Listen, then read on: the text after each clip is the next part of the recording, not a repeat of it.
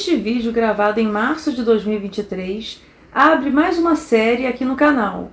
Atendendo a pedidos, vamos explorar noções básicas de investimentos financeiros. Neste primeiro vídeo, iremos abordar o tripé de investimentos. Você está no Simplifica Fará. Aqui compartilhamos conhecimentos de finanças em vídeos animados, numa linguagem acessível para quem está começando a se interessar pelo assunto. As nossas playlists são temáticas e você pode pesquisar por assunto. Nosso conteúdo é de autoria do Jorge Fará, o Jeff Fará no Twitter, e eu sou a Lu, locutora oficial do canal. Uma decisão de investimento baseia-se na análise de um tripé formado por retorno, segurança e liquidez. Qualquer que seja o investimento, só se pode alcançar dois eixos desse tripé. Assim, investimentos seguros e que tenham liquidez costumam ser menos rentáveis. Para se ter um maior retorno com segurança, deve-se abrir mão de liquidez, o que significa manter o dinheiro preso por mais tempo. Por fim, caso o investidor esteja disposto a correr mais riscos, é possível almejar um maior retorno com liquidez. Vamos agora para uma noção básica de cada um desses eixos do tripé. Primeiro eixo, retorno. Ao se fazer um investimento, busca-se um retorno financeiro. Rendimento é a expressão desse retorno em unidades monetárias, o valor em real, ou em dólar, ou em euro, ou numa determinada moeda que o capital aumentou. Já a rentabilidade equivale ao retorno em termos percentuais. Quanto maior for a rentabilidade, maior será o ganho de capital e, normalmente, maior será o risco ou menor a liquidez. A tabela na tela mostra os tipos de rentabilidade ou rendimentos associados ao investimento. Absoluta. Trata-se do percentual que o investimento rendeu. Exemplo, o fundo de investimento XYZ rendeu 0,45% no mês passado. Observada. É a tabela divulgada pelos fundos de investimento com o histórico de rentabilidade. Relativa. É o percentual sobre um determinado benchmark. Logo, é o percentual sobre algum outro indicador. 99% do CDI, 102% da variação do dólar, 100% do Ibovespa e tantos outros. Esperado é a expectativa de rentabilidade com um determinado investimento. Bruta. Trata-se da rentabilidade total, sem descontar a tributação. Líquida é o retorno daquele investimento, ou seja, em termos percentuais, quanto efetivamente se colocou no bolso, já descontando os impostos. Real representa o ganho de poder de compra, descontando a inflação do período.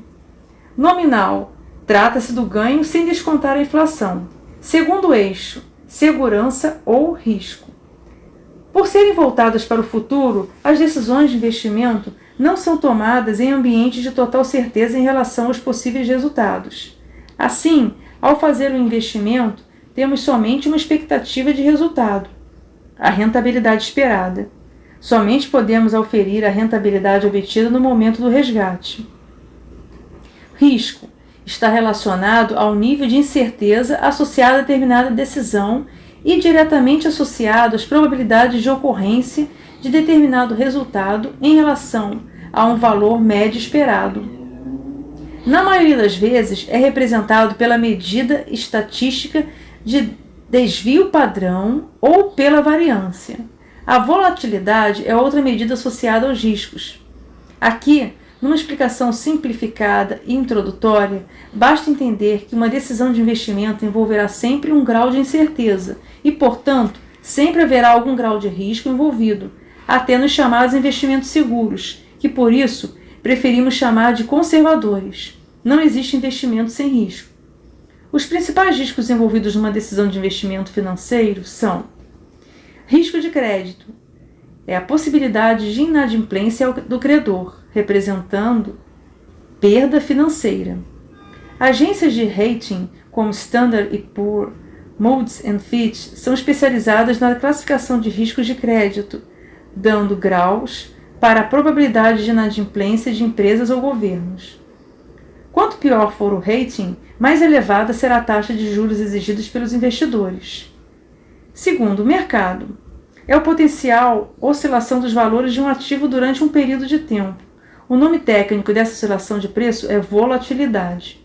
Produtos de renda variável possuem, em geral, maior volatilidade em relação aos de renda fixa e, portanto, maior risco. Terceiro, sistemático ou não sistemático. Risco sistemático é inerente a todos os ativos do mercado, sendo, portanto, de natureza política, econômica ou social. Já o não sistemático é específico do próprio ativo ou para uma empresa ou setor, não se alastrando para os demais ativos de uma carteira. Uma das maneiras de reduzir riscos de uma carteira é por meio da diversificação. É a famosa expressão, não coloquem todos os ovos na mesma cesta. Assim, carteiras de investimentos diversificadas costumam conter ativos de renda fixa junto com renda variável, ações de empresas cíclicas, montadores de veículos, construção civil, varejistas, etc. Com de empresas estáveis, energia, alimentação, saneamento, etc. E assim por diante. A diversificação, entretanto, somente possui capacidade de reduzir os riscos não sistemáticos. Terceiro e último eixo do tripé é a liquidez. A liquidez pode ser definida como sendo a capacidade de se negociar com rapidez um ativo a um preço justo. É a facilidade com que um ativo pode ser convertido em dinheiro sem perdas.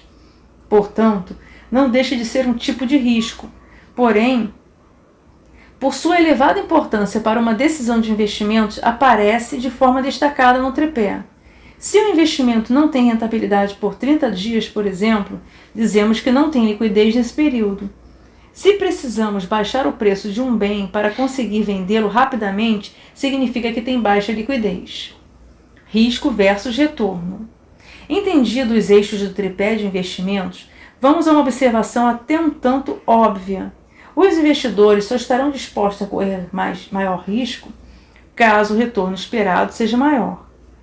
Pelo princípio da dominância, o investidor é racional e, dessa maneira, na avaliação entre dois investimentos com o mesmo patamar de riscos, irá preferir o que oferece o maior retorno e, entre dois outros, com a mesma expectativa de retorno, escolherá aquele que oferece o menor risco. O gráfico na tela permite visualizar o princípio da dominância. Taxa livre de risco. Como falamos, não existe investimento sem algum nível de risco. Porém, num país, o menor risco tende a ser o soberano, que é o risco do próprio país. Afinal, se o país quebrar, dificilmente algum investimento daquele país não terá perdas significativas. Assim, taxa livre de risco é o nome que se dá para o nível de retorno que mais se aproxima do soberano. No Brasil, a taxa livre de risco é a taxa Selic, ou seja, ela é a referência para qualquer tipo de investimento. Uma nota: a referência mais popular no Brasil costuma ser o CDI, que é o custo de oportunidade do mercado interbancário. Entretanto, a remuneração do CDI tem como base a taxa livre de risco, que é a Selic, e já há alguns anos ambas taxas são iguais. Este foi mais um vídeo de finanças do canal, inaugurando uma série sobre investimentos financeiros. Falamos do tripé de investimento e passamos pelos conceitos de risco e retorno, princípio da dominância e taxa livre de risco. Gostou? Deixe um like.